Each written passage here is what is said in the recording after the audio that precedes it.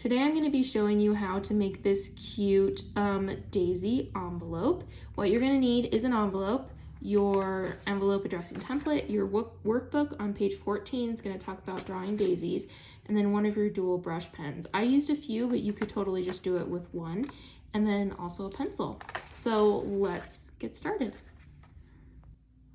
The first thing that I'm going to do is use my envelope addressing template to create some guidelines for my name.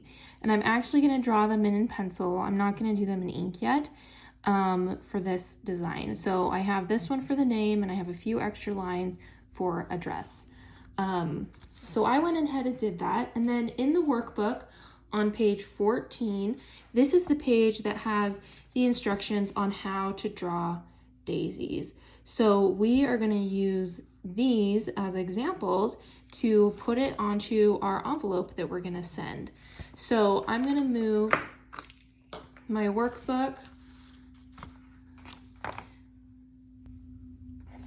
Okay, so here I have my workbook. I'm going to use a little stamp. Hold that down for me. And then here. So the first thing I want to do is think about the composition of my envelope. I know I don't want any drawing up here because a stamp's going to go there. And I don't really want a ton over here because my return address can go here unless I decide to put my return address on the front flap, which is always a good option, especially if you run out of room out here. So maybe I'll go with that option, return address on the front flap, and that way I have this whole side and over here to add in some fun daisies.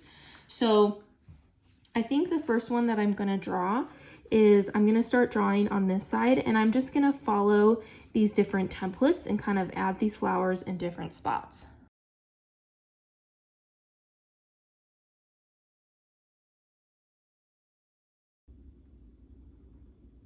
Okay, so this is where I ended up after doing some sketching. This is all just in pencil. I tried to draw lightly. Some spots are a little darker, but it should come off pretty well. I kind of just have my flowers in here. I think I'm gonna add some little leaves in too. So I'm gonna do that, and once I have that finished, then I'm gonna put it all in ink. All right, so I got all the leaves in. Something I like to do is add little extra leaves that aren't really attached to the flower, just coming off of the envelope. And some that just go totally off, like they start on the envelope and end off somewhere over here. And that kind of helps just make it look more realistic and like just more full, so you don't have like weird gaps of stuff that aren't there. And even up here, I would even just do a little leaf that's like, it's not really connected to anything, but it's just adding some height up here to help finish that side off. So at this point, I'm gonna start adding some ink. It kind of depends on what color ink you're going with. For the card that came in your box, the envelope is this really pretty peachy color. I just don't have any more of these envelopes, and I already wrote on it during the workshop. So I'm using like this pink colored envelope that's kind of similar in tone. So also I don't have any of the same color of pens that you guys have because I gave them all to you. So I have this purple pen that I'm thinking will kind of stand out nicely.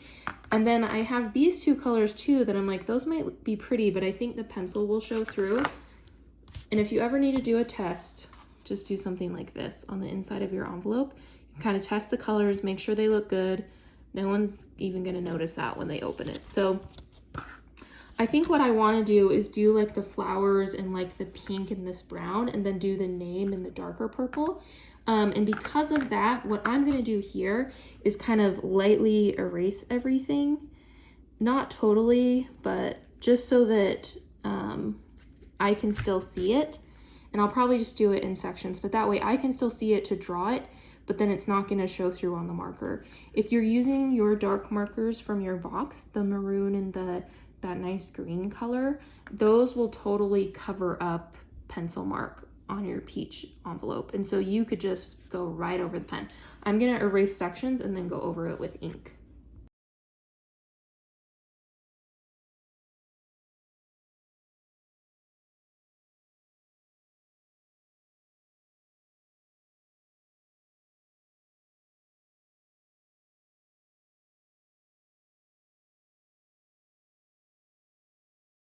I'm still gonna keep going with pencil. I like to do things in pencil first just because I feel like I have more control.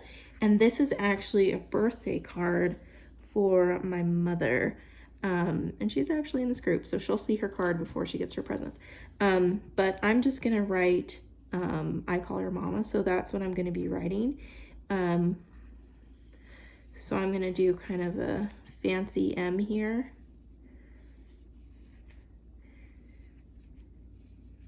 So if you have a person with a short name,